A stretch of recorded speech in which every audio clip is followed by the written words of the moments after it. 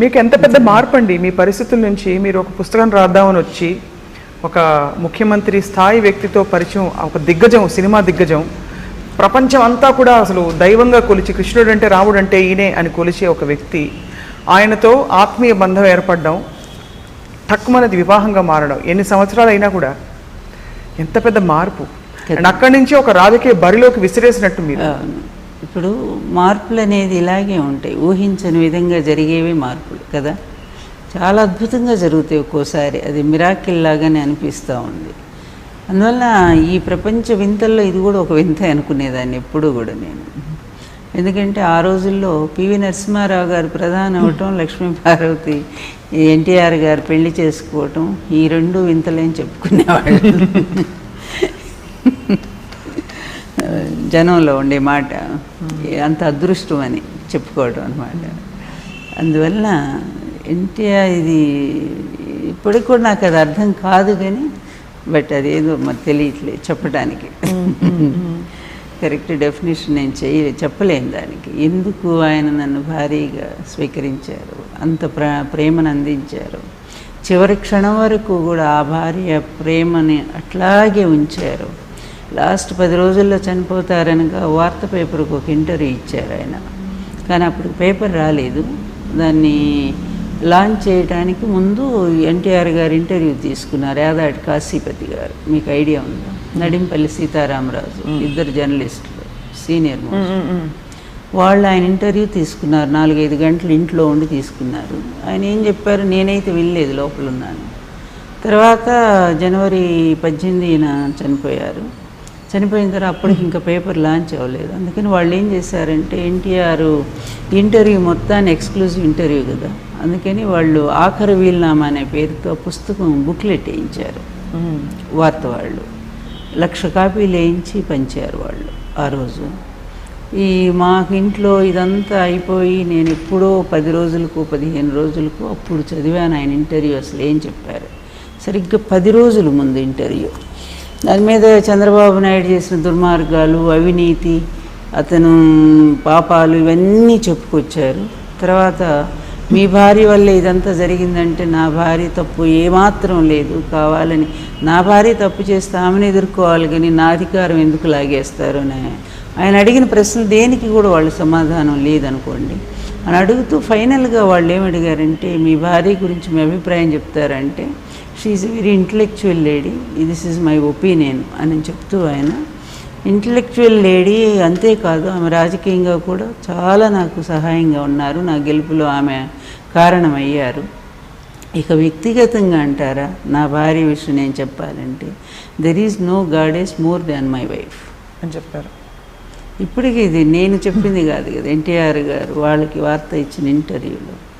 అంటే 10 రోజుల ముందు చనిపోతారనగా తన భార్య మీద ఆ మహా వ్యక్తి ఎంతటి అపురూపమైన భావంతో ఉన్నారు. ఆ భార్య కూడా ఆ భర్తకి ఏ విధంగా నడుచుకుంటే అటువంటి భావం కలిగి ఉన్నారు. ఇంతకంటే నాకు అర్హత ఇంకేంటి చెప్పండి. ఈ పనికి మాలిన వాళ్ళు, సంస్కారం లేని వాళ్ళు. కానీ ఇంకా ఎందుకు తెలుస్తుంది లక్ష్మీపార్వతి గారు మిమ్మల్ని ఈ విషయం, ఎందుకు ఇంకా ఈ విషయం బాధపడుతుంది అంటే, పరిస్థితులు 20 ఏళ్ళు గడిచిపోయినా గుండెలో ఎందుకు ఇంకా ఆ బాధ ఉండాలి. ఎందుకంటే అది లేకపోతే నేను పోరాటం చేయలేను, నేను ఈ విధంగా నిలబడలేను. ఎప్పుడో కూలిపోయి ఉండేదాన్ని, కుప్పకూలిపోయి ఉండేది. ఏమీ లేకపోయి ఉంటే నాకు ఎప్పుడో కూలిపోయి ఉండేదాన్ని నా కష్టాలకి. కానీ వీటన్నిటిని అధిగమించి నన్ను ఇంకా కూడా ఉత్సాహంగా నడిపిస్తుంది. ఇప్పుడు నాకు 58 ఏళ్ళు అయినప్పటికీ ఇంకా కూడా నేను 25 ఏళ్ళ వయసు ఉన్న వాళ్ళు అంత శక్తితో ఉన్నాను. నేను ఈరోజు అంత ఉత్సాహంగా ఉన్నాను. రోజు 4 కిలోమీటర్లు వాకింగ్ చేస్తాను నేను, నాకు ఏ ఆరోగ్యపరమైన సమస్యలు లేవు. ఇలా ఉన్నాను అంటే నా గుండెల్లో ఉన్నటువంటి ఆ పోరాటం ఒక్కటే నాకు ఇంత ఉత్సాహాన్ని ఇస్తాను. మీరు ఎదుర్కొన్న అతి ఇంకా మర్చిపోలేని అవమానం ఏంటండి, అంటే మాటల పరంగా కానీ పరిస్థితి పరంగా? ఇంకా అదే అంతకంటే ఘోరమైన అవమానం. ఇవన్నీ అవమానకర పరిస్థితులు. కానీ ఇందులో ఏ వ్యక్తిని నా చిన్నప్పటి నుంచి దేవుడి కంటే ఎక్కువగా ఆరాధించి నా పూజా గదిలో ఫోటో పెట్టి పూజ చేసుకునేటువంటి దాన్ని ఆ దేవుళ్ళు ఎవరు కరుణించారో తెలియదు, అట్లాంటి వ్యక్తి జీవితంలో భారీగా వచ్చింది. నా భర్తకి అన్యాయం జరిగే విధంగా నేను ప్రవర్తిస్తాను అనేటువంటి నిందల కంటే ఆ స్త్రీకి ఇంకొక అవమానం ఇంకొకటి ఉందని నేను అనుకోను. అంతకంటే బాధాకరమైంది లేనే లేదు నా దృష్టిలో. అందుకని అల్పులు వాళ్ళు, చాలా నీచులు, కేవలం అధికారం చుట్టూ పరిభ్రమించేటువంటి కీటకాలు. వాళ్ళకి ఆ విలువైన జీవితం ఏం తెలుస్తుంది, ఆ సంస్కారాలు ఏం అర్థమవుతాయి? ఇది కేవలం కుటుంబం గురించి చెప్తున్నారా? మిగిలిన వాళ్ళు రాజకీయంగా జరిగిన ద్రోహాన్ని గురించి చెప్తా ఉన్నాను నేను. ఆ కుటుంబం కూడా వాళ్ళకి సపోర్ట్ ఇచ్చారు గనక వాళ్ళు కూడా అందులో చేరిపోతారు. మరి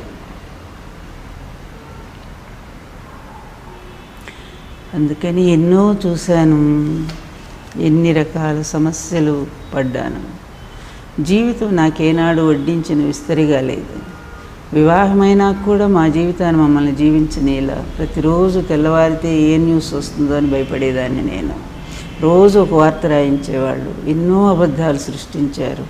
మమ్మల్ని మనశ్శాంతిగా ఉండనీయకుండా చేయటానికి ఎన్నో చేశారు.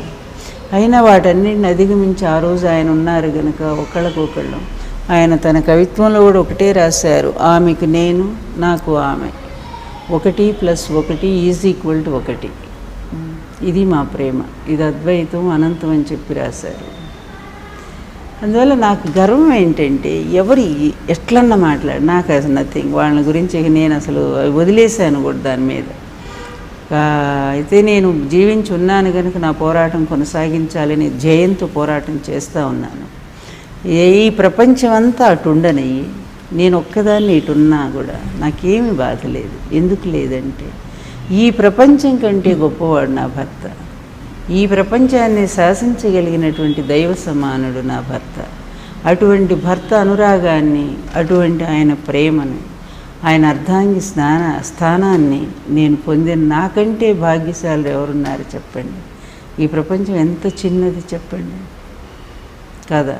డెఫినెట్గా మీ కోణం నుంచి చూస్తే నిజంగా మీకు ఎంత లేకపోతే ఇంత ధైర్యంగా మీరు ఇన్ని సంవత్సరాలు రాలేరు ముందుకి. ఎవరన్నా తోడు నిలబడ్డారా? నాకు ఒక్క మాట సాయం ఇచ్చారా? ఇంతమంది 90% మంది తెలుగుదేశం నా వల్ల సాయం పొందారు. కనీసం పొందారా మీ వల్ల సాయం? 100%. ఇప్పుడు నేను నా ద్వారానే కదా ఆయనకి నేను చెప్పేది, ఫలానా ఆయన వచ్చారు, ఆయన ఏదో బాధపడుతున్నాడండి, ఈ కష్టంలో ఉన్నారని చెప్పేది ఫస్ట్ నేనే కదా. తర్వాత ఆయన వల్ల ఆయన సాయం చేసేవారు కదా ఎన్టీఆర్ గారు. అట్లా పొంది కూడా జగన్మోహన్ రెడ్డిని విమర్శించే నైతిక హక్కు ఉందా? వీళ్ళందరికంటే జగన్మోహన్ రెడ్డి చాలా నైతిక విలువలు ఉన్నటువంటి వ్యక్తి. వయసులో మీకంటే చిన్నవాడు కావచ్చు, కానీ అందుకే ఇవన్నీ నేను ఈ కంపారిజన్స్లో నా అనుభవం, ఇన్నేళ్ల అనుభవం రాజకీయాల్లో నేను చూశాను. వ్యక్తులను అర్థం చేసుకునే పరిస్థితి వచ్చింది.